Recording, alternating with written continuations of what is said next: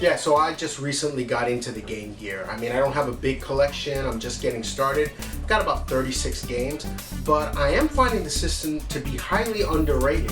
There are a lot of Game Gear exclusives that most people just completely glossed over. I guess they felt that because since the system didn't really compete in terms of units sold with the Game Boy, that it's not worth looking at, and that's untrue.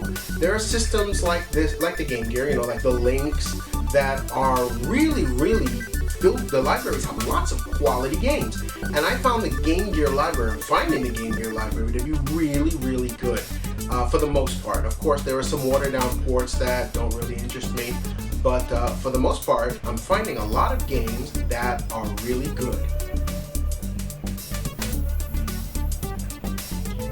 Another thing I'm finding is that Game Gear games, for the most part, are pretty cheap.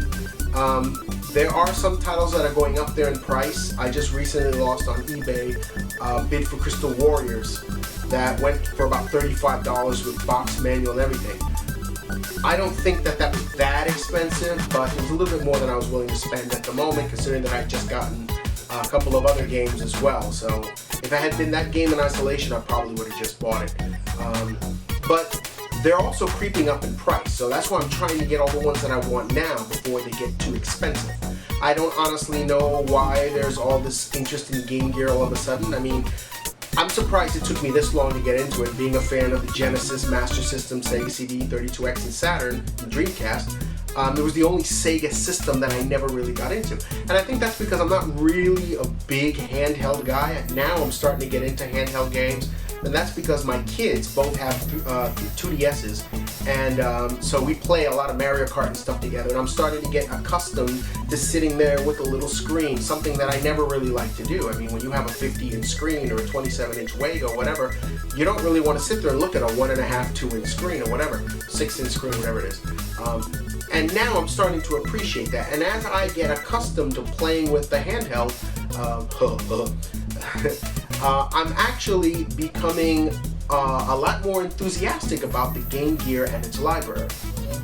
Some of the ports, for example, like Streets of Rage and Shinobi, these two games have music by Yuzo Koshiro, and I took my Game Gear and I connected its earphone jack to external speakers, and I was really happy with the quality of the compositions. I mean, Yuzo Koshiro didn't just take Genesis music and toss it on the 8-bit sound chip. He actually wrote them for the console, and he takes advantage of the console's music abilities. And Shinobi actually has music from other Shinobi games in it that sound really great on the Game Gear. So I'm really happy to see that they aren't just copy-pasted onto an 8-bit system. A lot of these games take advantage of the hardware. Castle of Illusion, one that I'm really trying to get, is a prime example of that. That's a game that has nothing in common with its Genesis sibling except for the name and the main character. And the Master System is arguably, for many people, the better game of the two. Some of the games that surprised me as well were the two Echo games. Played very well on Game Gear. I was very happy to see these two games turn out so well. Of course, Ristar was a very good Genesis game done by Sonic Team, if I'm not mistaken. Came out right at the Genesis life cycle, basically came off the delivery truck and went right into the bargain bins, unfortunately. Master of Darkness is another title that is about as close as Sega Game Gear owners are going to get to an actual Castlevania. This is basically a Castlevania knockoff. There's absolutely no question of that, but it's a very good Castlevania knockoff. So I'm very glad to have this. I still want to get the Master System version, but this one is doing well so far for me. Of course, there's Sonic 2 and all the other Sonic games. There are like a billion of them. Sonic 2 seems to be like the Mario Duck Hunt of the Game Gear library because it's everywhere. I mean, you can get a sealed copy of this game for like $6. I mean, I've seen people on eBay selling cases of sealed copies of this game. I don't know why there are so many, but it's actually a great game. I have other Sega Game Gear games that are in the Sonic line of Triple Trouble and Sonic Chaos, and those are all good games. but I don't have Tails Adventure, and that's the one I really want because that is something completely different. It's almost like an action RPG, and that one really interests me a lot. There's also Star Wars. I was amazed to see that we have a Star Wars game released on the Game Gear, but there's no Star Wars game on the Genesis. Think about this. We have Star Wars on the Game Gear, Star Wars Arcade on the 32X, Star Wars Chess and Rebel Assault on the Sega CD, but there are no Star Wars games released in North America on the Sega Genesis. Why not? I mean, there was supposedly the Super Star Wars trilogy. The 3 Super Nintendo games were in development for the Genesis and they were canceled. That's unfortunate. I really would have liked to have played those on the Sega CD with CD music. That would have been awesome. But I think they were in development for the Genesis and they were canceled. Here's another one that was really, really surprising. Virtua Fighter Animation. I thought that this was going to be a watered down arcade port, version of Virtua Fighter, and I was very surprised to find that it actually has story elements. It's got lots and lots of cutscenes. I mean, like Ninja Gaiden, NES Ninja Gaiden style cutscenes, and you fight the characters, and when you beat them, you can select them as you continue.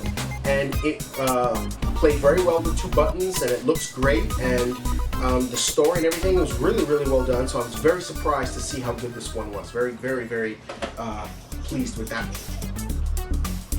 We also have Psychic World, which is pretty much like a Mega Man ripoff. Not a very good one. From what I understand, the Master System version is better, but this plays very much like Mega Man. I had some fun with it. It was really short, though. I do like the fact that you're a heroine, and that you're out to save your sister. So the story wasn't, some hero out to save the world. It's personal, and I like the fact that you get to use a girl hero. That was pretty cool. I have Tasmania, which was pretty cool. Love the Genesis version. I haven't played too much of this one. I'm trying to get into it. Jurassic Park. This is another one that I just got recently, so I haven't had a lot of time to sit with it.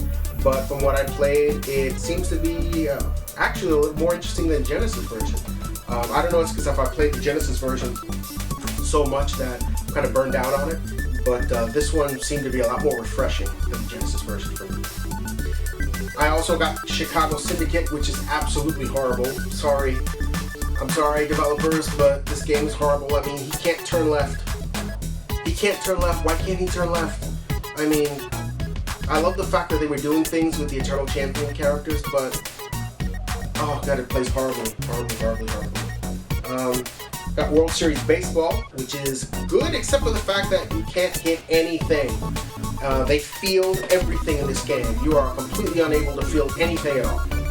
I also got both X-Men games. Well, 2 of the 3 X-Men games. I'm missing Mojo's World.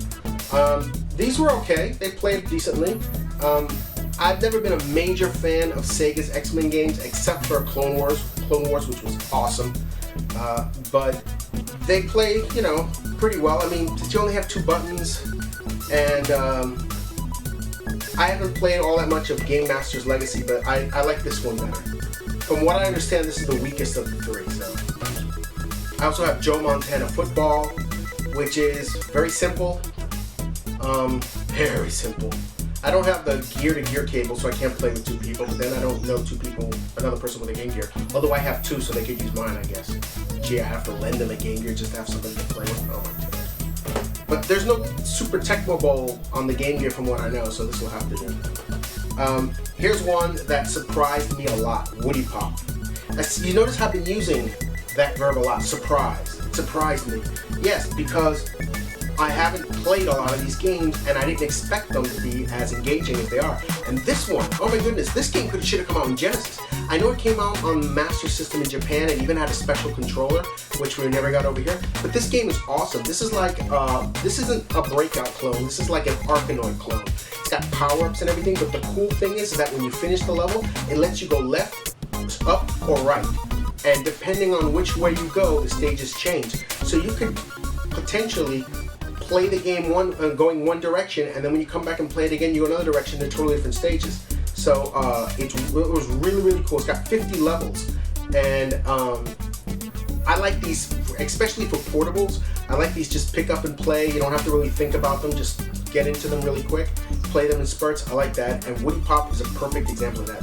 I like this so much that I'm going to track down the Master System import version. And I don't know. I'm going to look for the controller. I just want to see for shits and giggles how much it is, but it's probably going to be very expensive. But yeah, because I mean, I like the game a lot. I also got Super Monaco GP, which was a disappointment. I mean, I love the Genesis Monaco GP games, but this one, the turns come way too quickly, no time for you to adjust, the graphics are way too simple, and I found it really, really dull. So, I got Garfield, caught in the act, love the Genesis version.